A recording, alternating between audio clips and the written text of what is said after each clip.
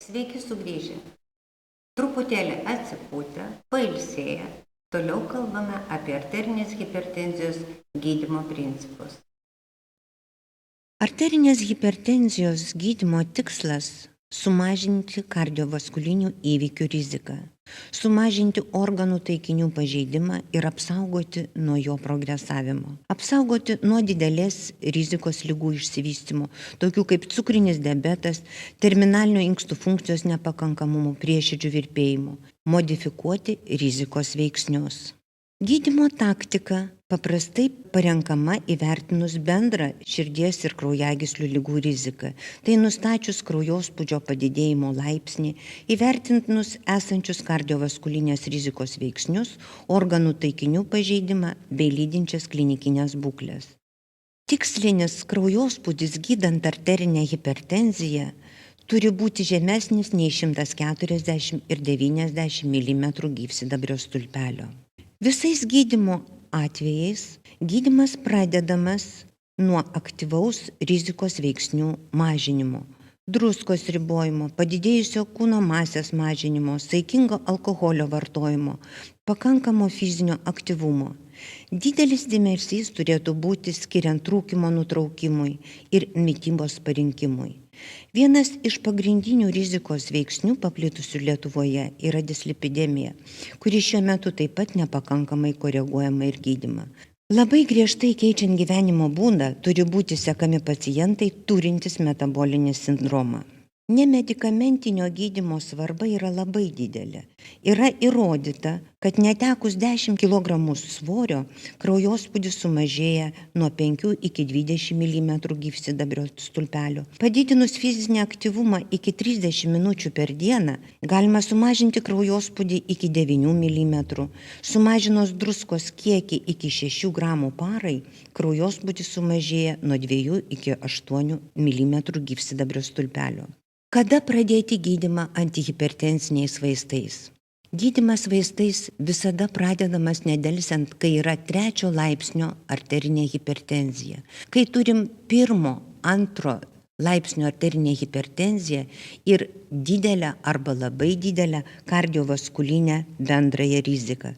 Tokiems pacientams paprastai gydymas pradedamas vaistų deriniais optimaliomis jų dozėmis, nes reikalinga griežtesnė tikslinio kraujospūdžio kontrolė.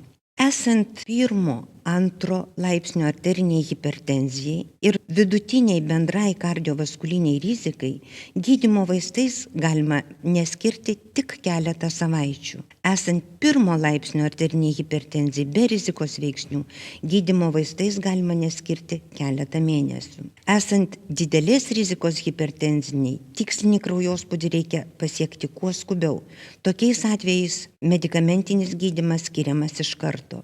Nekomplikuotos hipertenzijos atvejais ir vyresnio amžiaus žmonėms antihipertenzinį gydymą reikia pradėti palaipsniui. Hipertenzijos gydymui yra patvirtintos 5 antihipertenzinių vaistų klasės.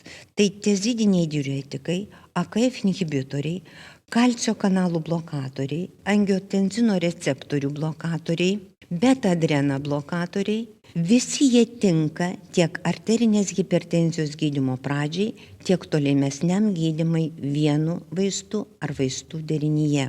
Visos 5 antihipertenzinių vaistų klasės panašiai sumažina kraujospūdį. Nėra nenuginčiamų įrodymų, kad kokia nors vaistų klasė geriau apsaugo nuo kardiovaskulinių įvykių. Kadangi vienos vaistų klasės efektas ryškesnis vienoje pacientų grupėje, o kitos kitoje, tai kuo didesnis vaistų klasių pasirinkimas, tuo geriau. Kiekviena vaistų klasė turi kaip ir kontraindikacijas, taip ir palankų poveikį tam tikrose klinikinėse situacijose. Gydymo parinkimas kiekvienam pacientui turi būti individualus. Skirtumai tarp vaistų grupių išryškėja vertinant poveikį kardiovaskulinės rizikos veiksniams ir organų taikinių pažeidimui. Gydant vienais vaistais galima pasiekti geresnių rezultatų nei kitais. Pasirinkant vaistą reikia vertinti jo poveikį kairio skilvelio hipertrofijos regresijai, inkstų funkcijai ar naujam cukrinio diabeto atveju išsivystymui. Šiuolaikinis arterinės hipertenzijos gydymas paremtas įrodymais pagrįstomis gydymo rekomendacijomis. Vaistai parenkami atsižvelgiant į organų ikiklinikinį pažeidimą, klinikinę būklę ir lydinčius susirgimus. Tačiau moksliniai tyrimai ir stebėsenos duomenys nurodo, kad tik nedideliai pacientų daliai arterinis kraujospūdis koreguojamas vienu vaistu. Todėl pastaruoju metu vis plačiau kalbama, kad nereikėtų paciento ilgai gydyti vienu vaistu, negavus efekto greičiau skirti vaistų derinius. Tada rekomenduojama prie pirmo paskirto vaisto pridėti kitos vaistų klasės preparatą. Tikslinis kraujospūdis greičiau pasiekiamas pradėjus gydymą iš karto 2 vaistų mažų dozių deriniu. Pirmenybė teikiama fiksuotų dozių vaistų deriniams, nes greičiau pasiekiamas tikslinis kraujospūdis, mažiau tablečių padeda geriau laikytis gydymo režimo. Tačiau tyrimų duomenimis baigtis gerina tik diuretikų ir AKF inhibitoriaus ar angiotenzino receptoriaus blokatoriaus ar kalcio kanalų blokatoriaus derinys, o paskutiniuose didelės apimties tyrimuose angiotenzino konvertuojančio fermento inhibitoriaus ir kalcio kanalų blokatoriaus derinys. Angiotenzino receptorių blokatoriaus ir kalcio kanalų blokatoriaus derinys skiriamas taip pat dažnai kaip ir angiotenzino konvertuojančio fermento inhibitoriaus ir kalcio kanalo blokatoriaus derinys.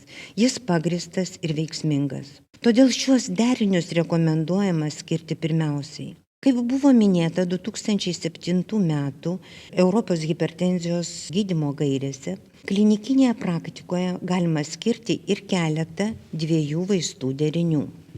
Nemažiau kaip 15–20% hipertenzija sergančių pacientų 2 vaistų derinys nepadeda pasiekti kraujospūdžio kontrolės. Todėl gydymui prireikus 3 vaistų labiausiai pagrįsta skirti AKF inhibitoriaus arba angiotenzino receptoriaus blokatoriaus, kalcio kanalų blokatoriaus ir diuretiko derinį efektyviomis dozėmis. Jei pacientas pakeičia gyvenseną ir vartoja bent 3 vaistus nuo hipertenzijos, įskaitant diuretiką, pakankamomis dozėmis, o sistolinis ir diastolinis kraujospūdis nesumažėja iki tikslinių, tai tokia hipertenzija vadinama gydymui atsparia hipertenzija. Tokiems pacientams adekvačiai sumažinant kraujospūdį dažniausiai reikia skirti 4 ir net 5 vaistus. Todėl tokie pacientai turi būti siunčiami specialisto konsultacijai. Esant atkakliai hipertenzijai, galima į gydymo schemą įtraukti ir kitus vaistus. Alfa-1 adrenoblokatoriai bei centrinio veikimo preparatai mažina kraujospūdį ir pasižymi palankių metabolinių poveikių. Įrodytas aldosterono antagonisto antihipertenzinis poveikis. Šių vaistų nauda ar nepageidaujamas poveikis sergantiems hipertenzija nėra galutinai išaiškintas, tačiau jų dažnai buvo skiriama atliekant klinikinius tyrimus su kitais vaistais, kurių metu įrodytas teigiamas poveikis kardiovaskuliniai sistemai. Todėl jie gali būti vartojami kaip viena iš sudedamųjų gydymo dalių. Esamų tyrimų metaanalizės rodo, kad sergant cukriniu diabetu visos didžiosios priešhipertenzinių vaistų klasės apsaugo nuo širdies ir kraujagyslių ligų komplikacijų. Manoma, dėl apsauginio poveikio savaime sumažėjus kraujospūdžiui. Todėl visos jos gali būti skiriamos arterinės hipertenzijos gydymui sergant cukriniu diabetu. Pacientams sergantiems cukriniu diabetu, norint efektyviai sumažinti kraujospūdį, dažniausiai tenka skirti vaistų derinį. Ir šiame derinyje visada turėtų būti renino angiotenzino sistemą slopinantis vaistai, kadangi yra duomenų apie geresnį jų poveikį išvengiant nefropatijos ar ją slopinant. Šalia hipertenzijos gydymo būtina ir kitų rizikos veiksnių gydymas. Visiems hipertenzija sergantiems pacientams, kuriems diagnozuota koronarinė širdies liga ar antro tipo cukrinis diabetas, skiriami antilipidiniai vaistai, siekiant bendro cholesterolio žemiau 4,5 milimolio litre, mažo tankio lipoproteino cholesterolio mažiau 2,5 milimolio litre. Esant dideliai kardiovaskuliniai rizikai, bet aiškia koronarinė širdies liga nesergantiems, taip pat reikėtų skirti statinus, siekiant bendro cholesterolio mažiau 5 milimolio litre, mažo tankio lipoproteido cholesterolio mažiau 3 milimolio litre.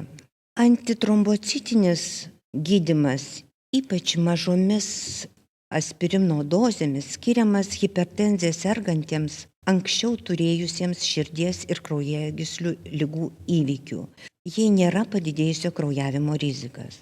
Aspirinas turėtų būti skiriamas ir pacientams sergantiems hipertenzija, vyresniems nei 50 metų, jei yra vidutiniškai padidėjusi kreatinino koncentracija ar didelė kardiovaskulinių ligų rizika.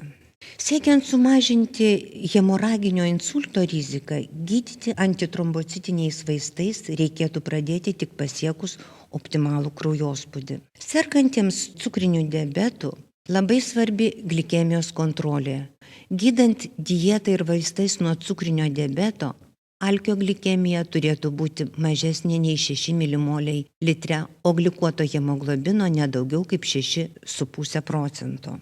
2007 metų Europos hipertenzijų gydymo gairėse buvo išskirti didelės ir labai didelės rizikos pacientai, tai sergantis cukriniu diabetu, inkstų ir širdies bei kraujagyslių ligomis sergantis, kuriems siektinas tikslinis kraujospūdis buvo 130 ir 80. Tačiau 2009 metais įvertinus esamus klinikinius tyrimus buvo nustatyta, kad toks spaudimas buvo pasiektas tik labai nedideliai daliai šių pacientų, o aiškus rizikos sumažėjimas jau buvo įrodytas pasiekus tikslinį kraujospūdį žemiau 140 ir 90, kaip ir kitiems pacientams. Todėl šiai dienai tikslinis kraujospūdis yra vienodas visiems pacientams sergantiems arterinė hipertenzija. Taip pat buvo įrodyta, kad kuo anksčiau buvo pradėtas arterinės hipertenzijos gydymas, tuo geriau buvo apsaugotas ligonis nuo padidinto kraujospūdžio pasekmių. Todėl šūkį kuo žemiau, tuo geriau keičia šūkis kuo anksčiau, tuo geriau. Framingamo epidemiologiniai tyrimai parodė, kad nuo arterinio kraujospūdžio 115 ir 75 mm gyvsidabrio stulpelio kardiovaskulinė rizika dvigubėja kas kart, kai sistolinis kraujospūdis pakyla per 20 mm, o diastolinis per 10 mm, jau neskaitant kitų rizikos veiksnių, tokių kaip amžius ir dislipidemija. Taigi, apibendrinant, reikėtų dar kartą pabrėžti nuolatinio arterinės hipertenzijos gydymo svarbą. Nerekomenduojama dažnai kaitalioti paskirtą gydymo schemą, turėti kantrybės siekiant gydymo tikslų. Labai svarbu pasiekti tikslinį kraujospūdį. Būtina diagnozuoti ne tik labai progresavusius, bet ir ankstyvuosius arterijos ir vidaus ligų pažeidimus ir juos gydyti taip pat agresyviai, tai leistų išvengti rezistentiškų gydymui komplikuotų arterinės hipertenzijos formų. Norėdami pagerinti arterinės hipertenzijos gydymą ir kontrolę Lietuvoje, reikėtų glaudaus ir kolegialaus bendradarbiavimo šeimos gydytojų ir specialistų. Taigi apžvelgėme arterinę hipertenziją. Ačiū už dėmesį. Linkiu Jums sėkmės darbe ir gydant arterinę hipertenziją.